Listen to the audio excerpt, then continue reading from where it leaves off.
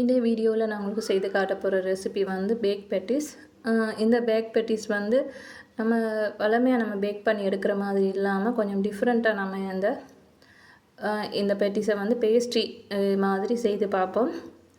இதில் நான் கறியை ஃபில் பண்ணியிருக்கேன்.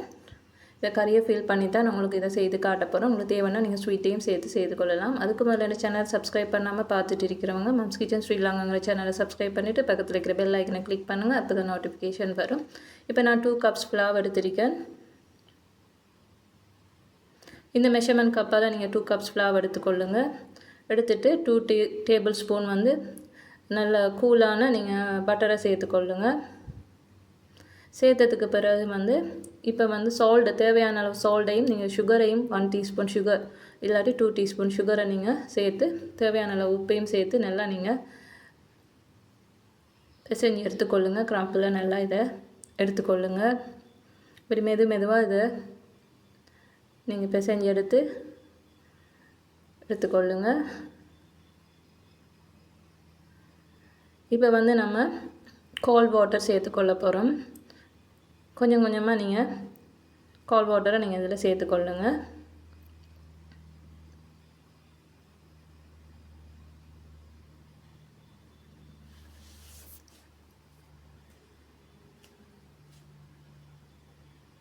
பெட்டிஸுக்கு வந்து நம்ம பேக் பண்ணுற பெட்டிஸுக்கு வந்து நம்ம கோல்ட் வாட்டர் சேர்த்து தான் நம்ம இதை பிசைஞ்சு எடுத்துக்கொள்ளுவோம். கொஞ்சம் கொஞ்சமாக நீங்கள் வாட்டர் ஆட் பண்ணிக்கொள்ளுங்க. இப்போ பாருங்கள், நான் வாட்டர் ஆட் பண்ணதுக்கு பிறகு எப்படி இந்த டோவை நான் செய்திருக்கேன்னு சொல்லி நல்லா நீங்கள் இதை பிசைஞ்சு எடுத்துக்கொள்ளுங்க. சாஃப்டாகும் வரைக்கும் இதை நல்லா பிசைஞ்சு எடுத்துக்கொள்ளுங்க. இப்போ இதை வந்து ஒரு 10 மினிட்ஸுக்கு வச்சுக்கொள்ளுங்க. ரெஸ்ட்டாக வச்சுட்டு இப்போ இப்படி போலை நீங்கள் இப்படி போலை நீங்கள் செய்து கொள்ளுங்கள். இதை நல்லா அரைச்சி எடுத்துக்கொள்ளுங்க. சர்க்கிளாக நீங்கள் இதை அரைச்சி எடுத்துக்கொள்ளுங்க. இப்போ இதை நம்ம பேஸ்ட்ரிக்கு மாதிரி நம்ம இதில் பட்டர் மேலே அப்ளை பண்ணிவிட்டு அதுக்கு மேலே இன்னொரு இதை நம்ம வைக்க போகிறோம். இன்னொன்று அரைச்சி இதுக்கு மேலே வச்சுக்கொள்ளுவோம். இப்படி நீங்கள் எல்லாத்தையும் இப்படி அரைச்சி எடுத்துக்கொள்ளுங்க. இப்போ மற்றதை நம்ம அரைச்சி எடுத்துக்கொள்ளுவோம்.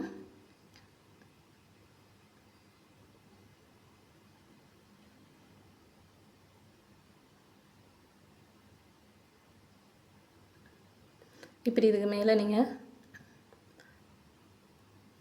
வச்சுக்கொள்ளுங்க. வச்சதுக்கு பிறகு மற்றதையும் இதே மாதிரி செய்து கொள்ளுவோம்.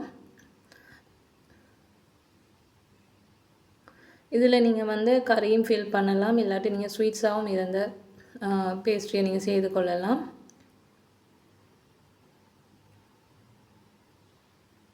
நீங்கள் ஸ்வீட்டாக செய்கிறேன்னு சொன்னால் நீங்கள் ஆப்பிளை நீங்கள் குட்டி குட்டி பீஸாக நீங்கள் அதை வந்து கட் பண்ணிவிட்டு அதுக்குள்ளே நீங்கள் சுகரை நீங்கள் சேர்த்து நீங்கள் கரமல் ஆக்கி நீங்கள் இதில் ஃபில் பண்ணி எடுத்துக்கொள்ளலாம்.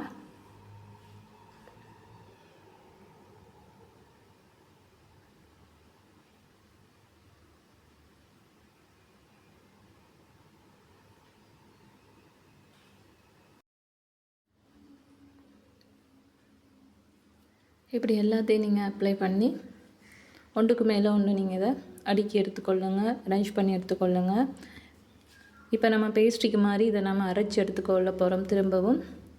திரும்பவும் இதை அரைச்சி எடுத்து நம்ம இதில் வந்து நம்ம சர்க்கிளாக நம்ம இதை கட் பண்ணி எடுக்க போகிறோம். இப்படி 2 போர்ஷனாக நீங்கள் இதை செய்து கொள்ளுங்கள். இதை நீங்கள் ட்ரை பண்ணி பாருங்கள். நல்ல டேஸ்டியாகவும் நல்ல சாஃப்டாகவும் நல்ல பேஸ்ட்ரி மாதிரி இருக்கும் சாப்பிட்றதுக்கும். இப்போ மற்றதையும் நான் இதை மாதிரி நான் செய்து கொள்கிறேன். எல்லாத்தையும் இப்படி செய்து நான் அரேஞ்ச் பண்ணி எடுத்துக்கொள்கிறேன்.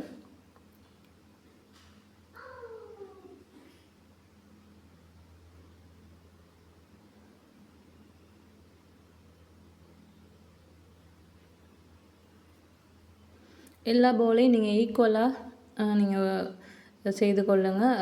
அப்போ தான் நம்மளுக்கு செய்கிறதுக்கு ஈஸியாக இருக்கும். இப்போ இந்த போர்ஷனை நான் எடுத்து இப்போ இதை நான் வந்து நல்லா அரைச்சி எடுத்துக்கொள்கிறேன். நல்லா மெலிசாக அரைச்சி எடுத்துக்கொள்ளுங்க.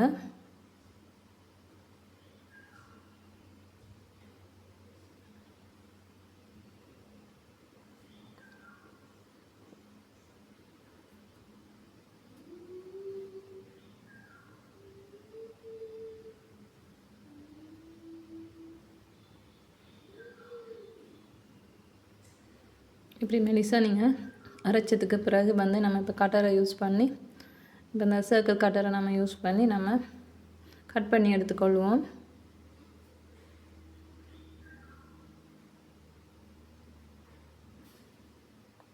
இப்படி எல்லாத்தையும் நீங்கள் இப்படி கட் பண்ணி எடுத்துக்கொள்ளுங்க.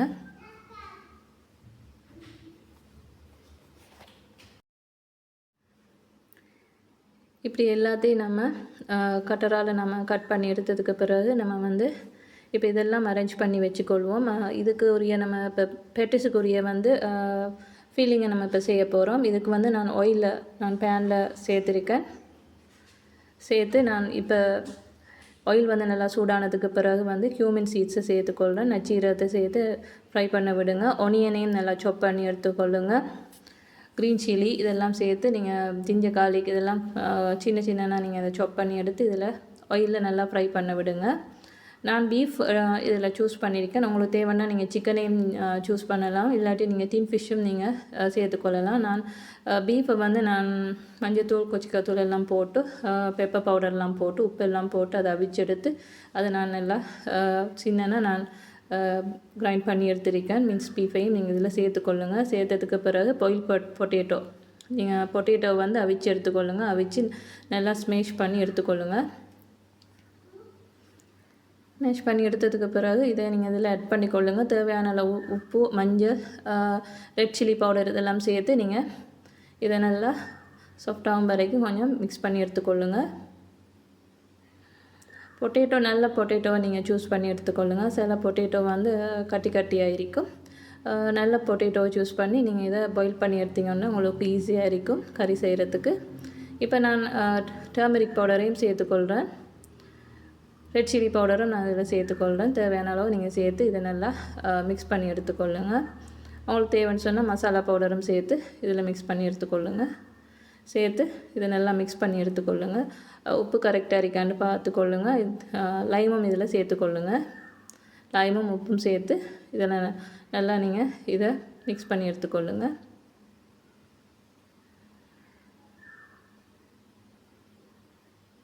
இப்போ நம்ம கறி வந்து ரெடி ஆகிட்டு சில்லி அதில் பச்சை வாசனை போகும் வரைக்கும் நல்லா மிக்ஸ் பண்ணி எடுத்துக்கொள்ளணும்.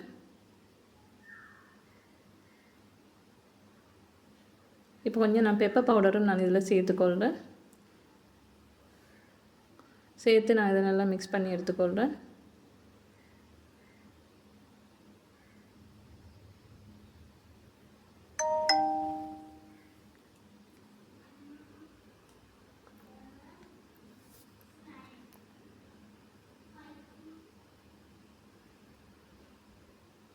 இப்போ வந்து நான் செய்து வச்சுருந்த பெட்டிஸுக்குரிய அந்த இதை அரைச்சி வச்சுருந்ததை இதுக்குள்ளே நான் கறியை நான் ஃபில் பண்ணி எடுத்துக்கொள்ள போகிறேன். இப்படி நீங்கள் லைட்டாக ப்ரெஸ் பண்ணி எடுத்துக்கொள்ளுங்க. இப்படி எல்லாத்தையும் நீங்கள் அரேஞ்ச் பண்ணி எடுத்துக்கொள்ளுங்க. இப்படி கறியை நீங்கள் ஃபில் பண்ணி இப்படி செய்து கொள்ளுங்கள். நான் இதை வந்து சின்னதாக தான் நான் குட்டி குட்டியாக தான் நான் செய்திருக்கேன்.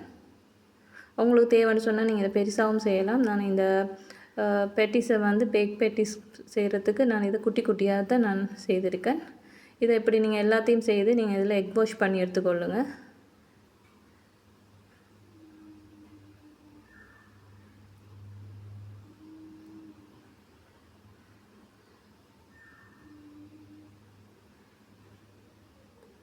இது நீங்கள் கட்டாயம் ட்ரை பண்ணி பாருங்கள். நல்ல டேஸ்ட்டாகவும் நல்ல ஒரு டிஃப்ரெண்ட்டான ஒரு வித்தியாசமான ஒரு பெட்டிஸாகவும் இது உங்களுக்கு கிடைக்கும். இப்படி நீங்கள் மெதுவாக நீங்கள் ப்ரெஸ் பண்ணி எடுத்துக்கொள்ளுங்கள். ப்ரெஸ் பண்ணினதுக்கு பிறகு இதை வந்து நம்ம பேக் பண்ண போகிறோம். இப்போ நான் எக் வாஷ் பண்ணி எடுத்துக்கொள்கிறேன். இதை நீங்கள் 185 செல்சியஸில் வந்து 15 to 20 மினிட்ஸ் வந்து நீங்கள் இதை பேக் பண்ணால் போதும். மேலே கோல்டன் ப்ரௌன் ஆகும் வரைக்கும் நீங்கள் இதை பேக் பண்ணால் போதும். ஒவ்வொரு அவனுக்கு ஏற்ற மாதிரி நீங்கள் இதை பேக் பண்ணி எடுத்துக்கொள்ளுங்கள்.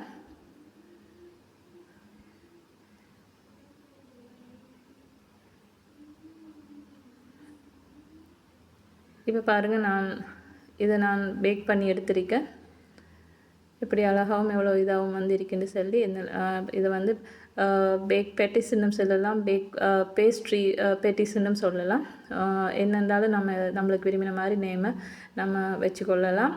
இந்த ரெசிபி உங்களுக்கு பிடிச்சிருந்தா இந்த சேனலை மறக்காமல் சப்ஸ்கிரைப் பண்ணுங்கள்.